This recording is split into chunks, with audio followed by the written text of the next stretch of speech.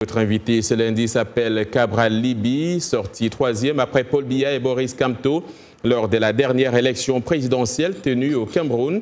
Il est également président du PCRN, le parti camerounais pour la réconciliation nationale. Cabral Libby, bonsoir et merci d'être avec nous. Bonsoir à vous, Monsieur John Lindon.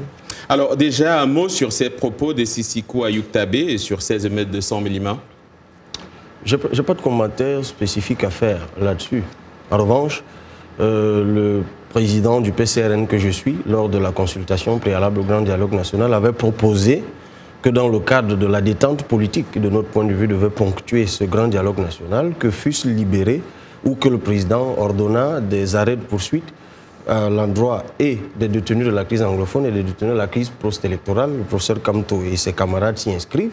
Donc nous avons salué le fait que le président de la République ait écouté cela et nous espérons simplement que non seulement cela participe de la restauration de la paix et de la sérénité au Cameroun, mais surtout que cela enrichisse davantage le jeu démocratique. Voilà, parmi les sujets qui ont été abordés lors de ce grand dialogue national qui s'est récemment tenu au Cameroun, il y a la question des régions anglophones et ce statut spécial dont ils devraient désormais bénéficier. Il y a également la question de la diaspora. Vous vous trouvez ici aux États-Unis en ce moment. Qu'est-ce que vous avez dit à vos sympathisants et à vos militants à propos de ces assises auxquelles vous avez participé? Oui, effectivement, à la faveur de mon séjour aux États-Unis, j'ai procédé à une sorte de restitution de notre participation à l'endroit de nos compatriotes, en tout cas des camarades du PCRN venus de plusieurs États, sur la question de la diaspora, particulièrement si les résolutions qui ont été arrêtées ou si les recommandations qui ont été faites sur cette question sont suivies d'implémentation, on peut penser que nous allons vers une sorte de normalisation de la question. Vous savez qu'il y a encore au Cameroun cette loi de 1968 qui interdit la double ou la plurinationalité. Il a été proposé que cela soit levé. Et il y a un certain nombre de propositions que nous avions déjà faites pendant la campagne, notamment le guichet unique, pour recevoir tous nos compatriotes qui arrivent, les dispenser des procédures et autres. Et puis la question de l'adéquation du système éducatif et de la prise en compte d'un certain nombre de choses. Globalement, le travail a été fait sur la question de la diaspora. Les propositions qui ont été faites, les recommandations sont bonnes. Sur la question du statut spécial, notre proposition, elle est connue. Nous pensons que le Cameroun est par essence fédéraliste.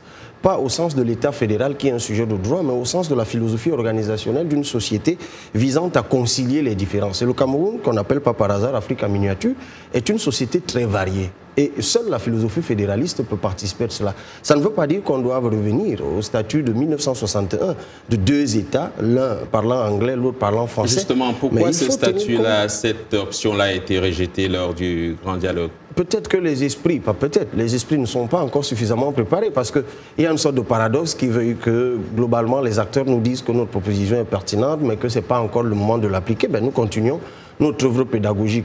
Toujours est-il qu'on est quand même arrivé à une sorte d'aboutissement de la décentralisation et nous sommes tous dans l'attente de voir comment on pourra agencer statut spécial et décentralisation abouti au Cameroun. Justement, très rapidement, vous avez été classé troisième lors de la dernière élection présidentielle, mais il y a des échéances qui arrivent et il y a cette réforme du code électoral qui n'est toujours pas réglée. Ben, nous continuons à travailler et à presser l'ordre gouvernant pour que cela change. Parce qu'effectivement, l'un des facteurs de crise au Cameroun, et j'ai même envie de dire de guerre au Cameroun, c'est encore les vices qui émaillent le processus de dévolution du pouvoir par le vote. Donc il est souhaitable qu'avant les échéances législatives et municipales annoncées pour 2020, que les ajustements nécessaires soient faits. Nous continuons à interpeller nos parlementaires d'ailleurs là-dessus qui vont se réunir très bientôt. Voilà. Cabral Libby, merci d'être venu. On est très pris par le temps.